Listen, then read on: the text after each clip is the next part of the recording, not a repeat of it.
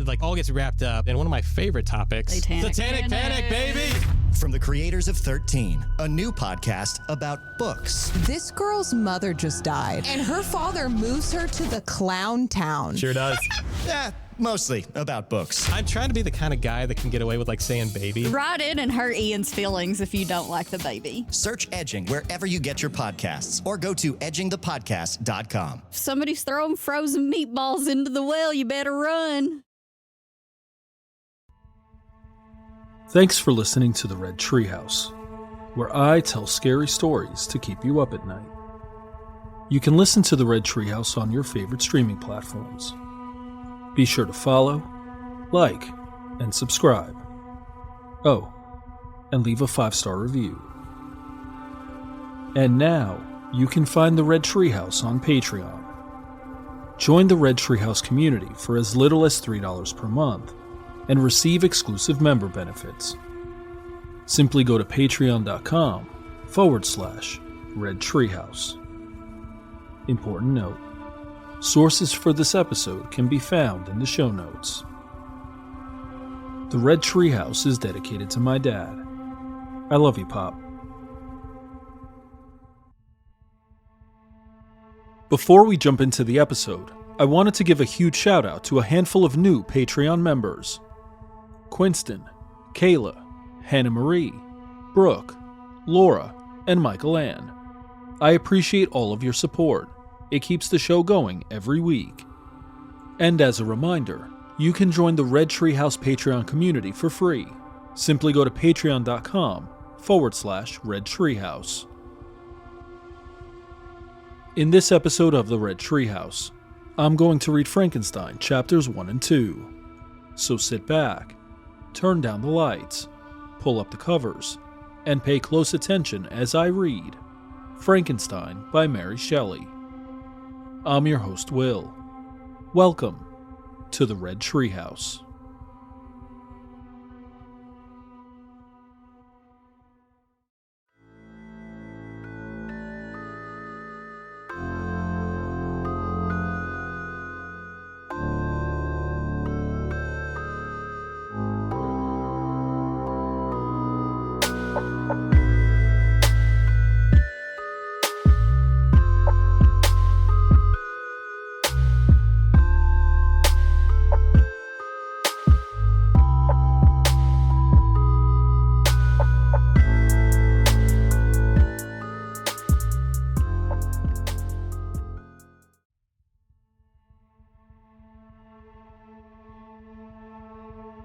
Frankenstein, written by Mary Shelley. Chapter 1. I am by birth a Genovese, and my family is one of the most distinguished of that republic. My ancestors had been for many years counselors and syndics, and my father had filled several public situations with honor and reputation. He was respected by all who knew him for his integrity and indefatigable attention to public business. He passed his younger days perpetually occupied by the affairs of his country. A variety of circumstances had prevented his marrying early, nor was it until the decline of life that he became a husband and the father of a family. As the circumstances of his marriage illustrate his character, I cannot refrain from relating them. One of his most intimate friends was a merchant who, from a flourishing state, fell, through numerous mischances, into poverty. This man, whose name was Beaufort, was of a proud and unbending disposition, and could not bear to live in poverty and oblivion in the same country where he had formerly been distinguished for his rank and magnificence. Having paid his debts, therefore, in the most honorable manner, he retreated with his daughter to the town of Lucerne, where he lived unknown and in wretchedness. My father loved Beaufort with the truest friendship, and was deeply grieved by his retreat in these unfortunate circumstances. He bitterly deplored the false pride which led his friend to a conduct so little worthy of the affection that united them.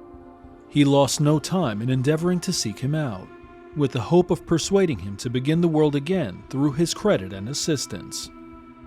Beaufort had taken effectual measures to conceal himself, and it was 10 months before my father discovered his abode. Overjoyed at this discovery, he hastened to the house, which was situated in a mean street near the Ruse. But when he entered, misery and despair alone welcomed him. Beaufort had saved but a very small sum of money from the wreck of his fortunes, but it was sufficient to provide him with sustenance for some months, and in the meantime, he hoped to procure some respectable employment in a merchant's house. The interval was, consequently, spent in inaction.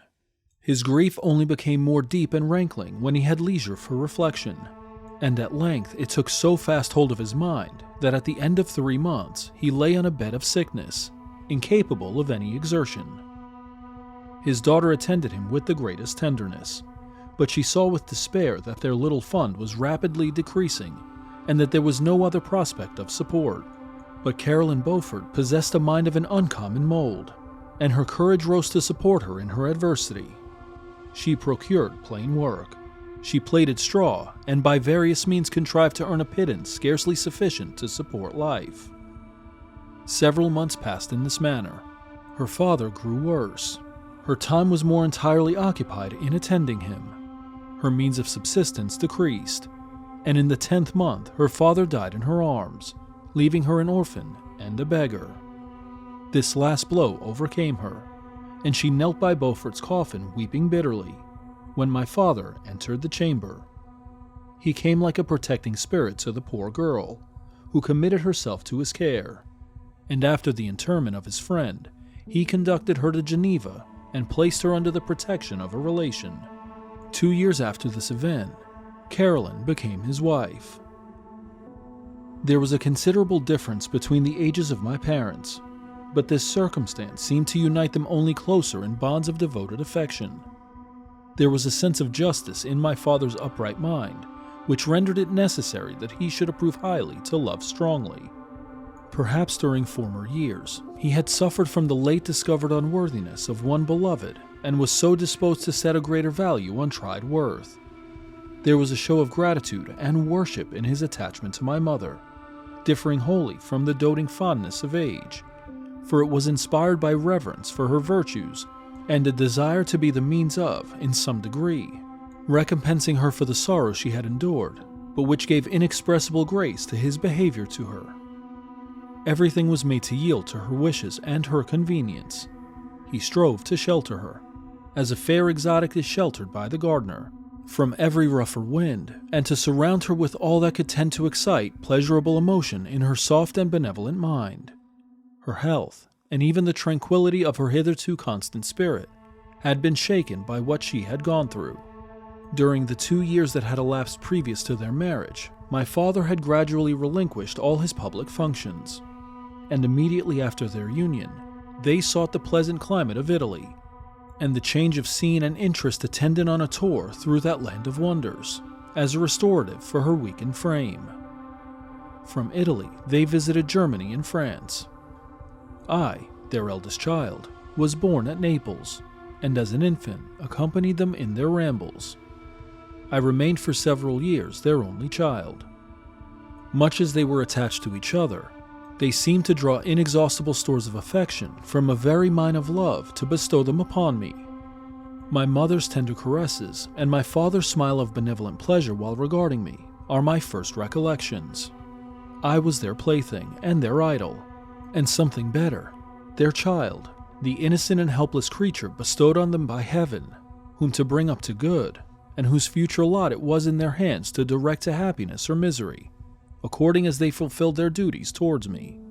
With this deep consciousness of what they owed towards the being to which they had given life, added to the active spirit of tenderness that animated both, it may be imagined that while during every hour of my infant life I received a lesson of patience, of charity, and of self-control, I was so guided by a silken cord that all seemed but one train of enjoyment to me.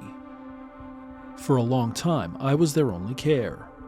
My mother had much desired to have a daughter, but I continued their single offspring. When I was about 5 years old, while making an excursion beyond the frontiers of Italy, they passed a week on the shores of the lake of Como. Their benevolent disposition often made them enter the cottages of the poor. This, to my mother, was more than a duty. It was a necessity, a passion, remembering what she had suffered and how she had been relieved. for her to act in her turn the guardian angel to the afflicted. During one of their walks, a poor cot in the foldings of a veil attracted their notice as being singularly disconsolate, while the number of half-clothed children gathered about it spoke of penury in its worst shape. One day, when my father had gone by himself to Milan, my mother, accompanied by me, visited this abode. She found a peasant and his wife, hard-working, bent down by care and labor, distributing a scanty meal to 5 hungry babes. Among these, there was one which attracted my mother far above all the rest. She appeared of a different stock. The 4 others were dark-eyed, hardy little vagrants. This child was thin and very fair. Her hair was the brightest living gold, and despite the poverty of her clothing, seemed to set a crown of distinction on her head.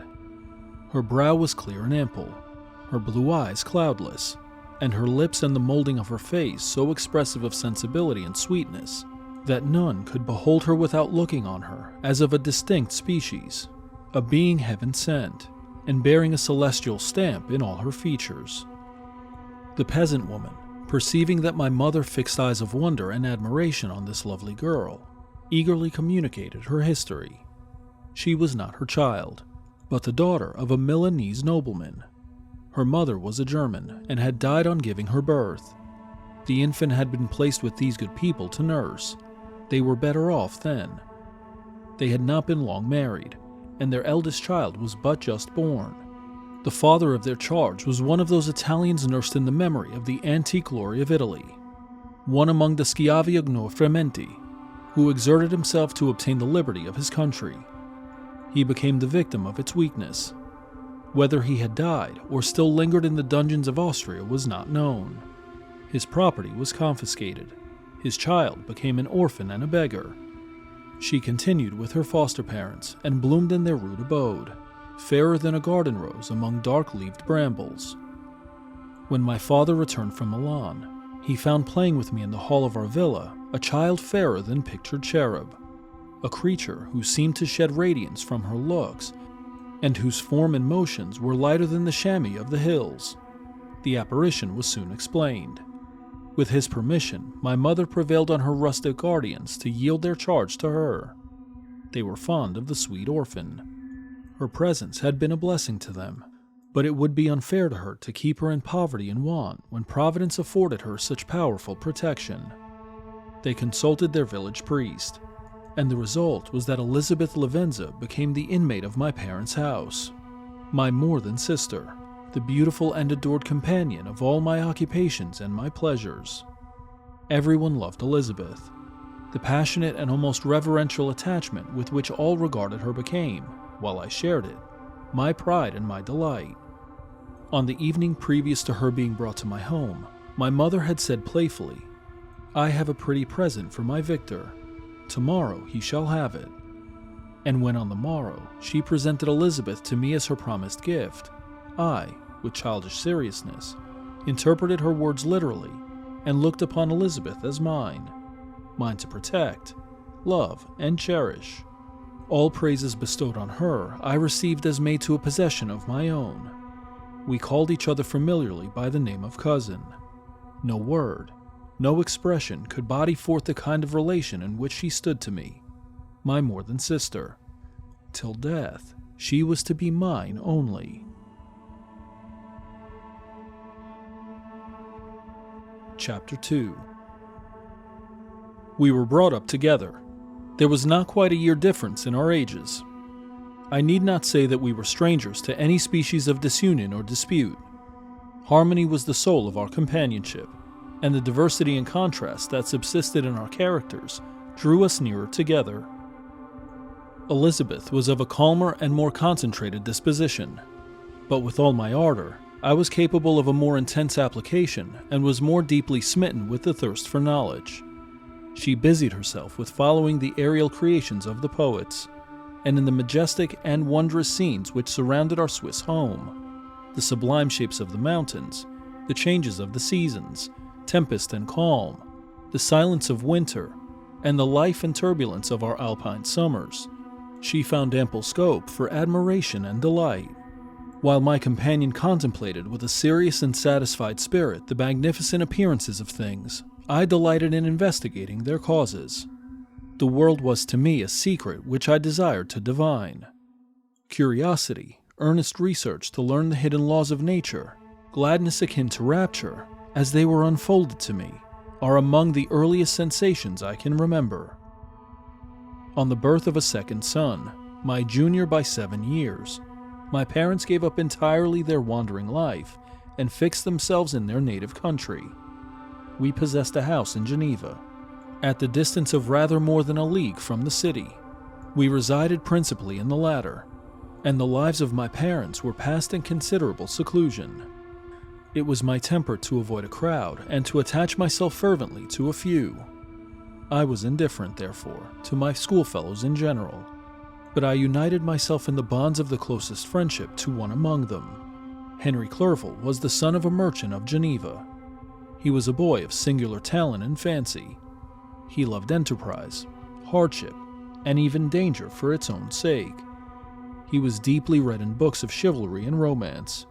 He composed heroic songs and began to write many a tale of enchantment and knightly adventure. He tried to make us act plays and to enter into masquerades, in which the characters were drawn from the heroes of Roncesvalles, of the Round Table of King Arthur, and the chivalrous train who shed their blood to redeem the Holy Sepulchre from the hands of the infidels. No human being could have passed a happier childhood than myself. My parents were possessed by the very spirit of kindness and indulgence. We felt that they were not the tyrants to rule our lot according to their caprice, but the agents and creators of all the many delights which we enjoyed. When I mingled with other families, I distinctly discerned how fortunate my lot was, and gratitude assisted the development of filial love. My temper was sometimes violent, and my passions vehement, but by some law in my temperature, they were not turned towards childish pursuits, but to an eager desire to learn, and not to learn all things indiscriminately. I confess that neither the structure of languages, nor the code of governments, nor the politics of various states possessed attractions for me. It was the secrets of heaven and earth that I desired to learn, and whether it was the outward substance of things, or the inner spirit of nature, and the mysterious soul of man that occupied me, still my inquiries were directed to the metaphysical, or in its highest sense, the physical secrets of the world. Meanwhile, Clerval occupied himself, so to speak, with the moral relation of things. The busy stage of life, the virtues of heroes, and the actions of men were his theme, and his hope and his dream was to become one among those whose names are recorded in story as the gallant and adventurous benefactors of our species. The saintly soul of Elizabeth shone like a shrine-dedicated lamp in our peaceful home. Her sympathy was ours, her smile, her soft voice, the sweet glance of her celestial eyes, were ever there to bless and animate us. She was the living spirit of love to soften and attract. I might have become sullen in my study, rough through the ardor of my nature, but that she was there to subdue me to a semblance of her own gentleness. And Clerval, could aught ill entrench on the noble spirit of Clerval? Yet he might not have been so perfectly humane, so thoughtful in his generosity, so full of kindness and tenderness amidst his passion for adventurous exploit, had she not unfolded to him the real loveliness of beneficence and made the doing good the end and aim of his soaring ambition. I feel exquisite pleasure in dwelling on the recollections of childhood, before misfortune had tainted my mind and changed its bright visions of extensive usefulness into gloomy and narrow reflections upon itself. Besides, in drawing the picture of my early days, I also record those events which led, by insensible steps, to my aftertale of misery, for when I would account to myself for the birth of that passion which afterwards ruled my destiny, I find it arise, like a mountain river, from ignoble and almost forgotten sources. But swelling as it proceeded, it became the torrent which in its course has swept away all my hopes and joys. Natural philosophy is the genius that has regulated my fate. I desire, therefore, in this narration, to state those facts which led to my predilection for that science. When I was 13 years of age, we all went on a party of pleasure to the baths near Thonon, The inclemency of the weather obliged us to remain a day confined to the inn.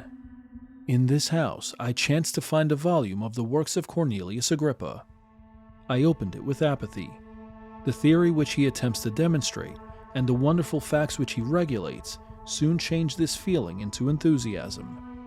A new light seemed to dawn upon my mind, and bounding with joy, I communicated my discovery to my father. My father looked carelessly at the title page of my book and said, "Ah, Cornelius Agrippa.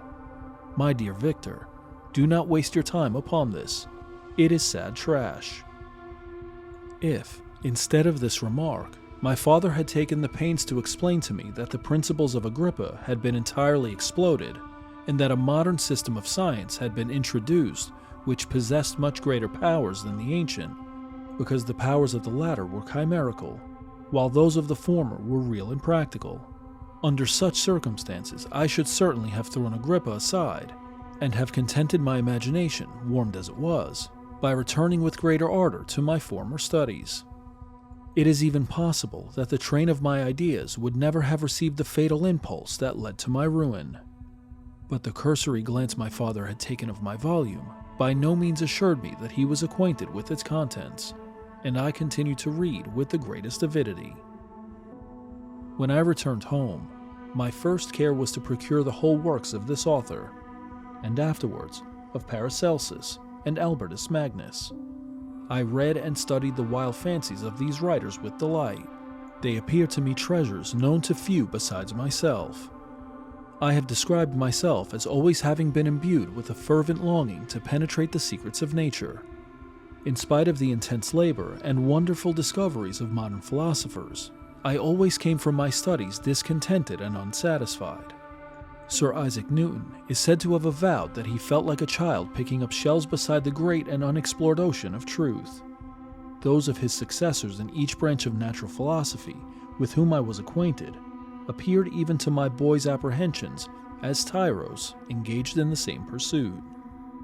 The untaught peasant beheld the elements around him and was acquainted with their practical uses. The most learned philosopher knew little more. He had partially unveiled the face of nature, but her immortal lineaments were still a wonder and a mystery. He might dissect, anatomize, and give names, but not to speak of a final cause. Causes in their secondary and tertiary grades were utterly unknown to him. I had gazed upon the fortifications and impediments that seemed to keep human beings from entering the citadel of nature, and rashly and ignorantly I had repined.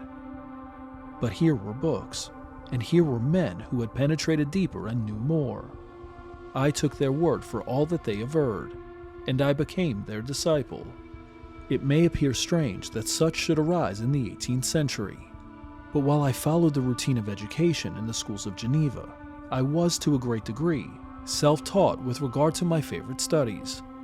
My father was not scientific, and I was left to struggle with a child's blindness, added to a student's thirst for knowledge. Under the guidance of my new preceptors, I entered with the greatest diligence into the search of the philosopher's stone and the elixir of life, but the latter soon obtained my undivided attention. Wealth was an inferior object, but what glory would attend the discovery if I could banish disease from the human frame and render man invulnerable to any but a violent death? Nor were these my only visions. The raising of ghosts or devils was a promise liberally accorded by my favorite authors, the fulfillment of which I most eagerly sought. And if my incantations were always unsuccessful, I attributed the failure rather to my own inexperience and mistake than to a want of skill or fidelity in my instructors.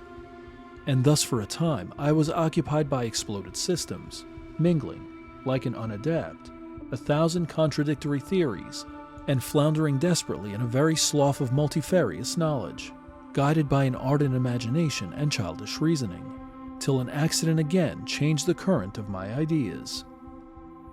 When I was about 15 years old, we had retired to our house near Belrive, when we witnessed a most violent and terrible thunderstorm.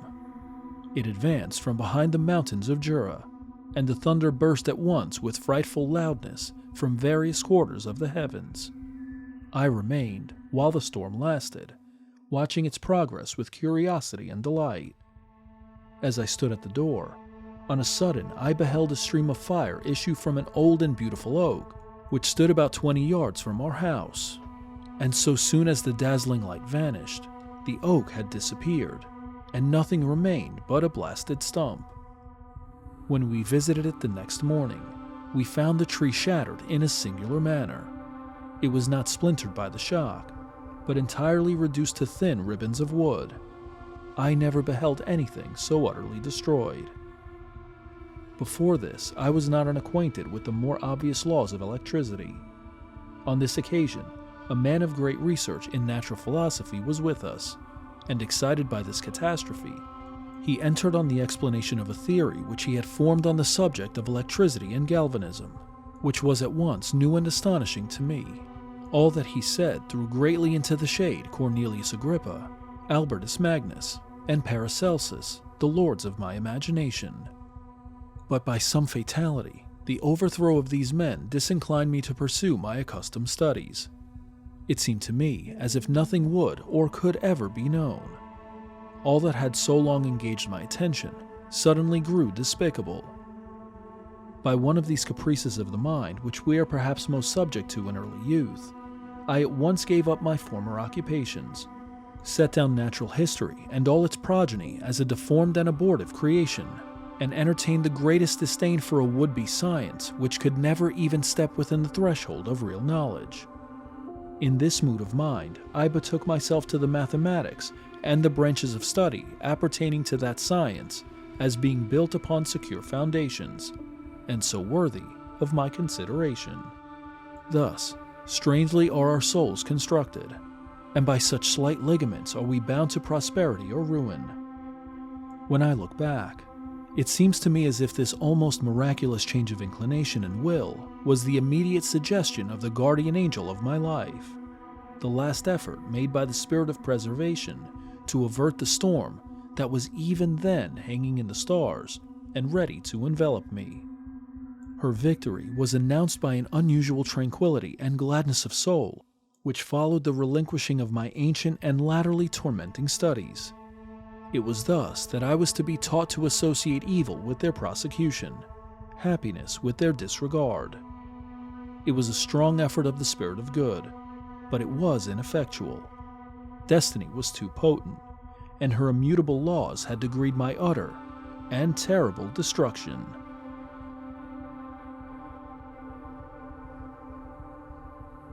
What do you think of this story so far? Comment or email redtreehousepod@gmail.com. As we turn down the lights on this episode, make plans to join me next time as I continue reading Frankenstein, chapters 3 through 5. I'm your host, Will. Thanks for joining me in the Red Treehouse.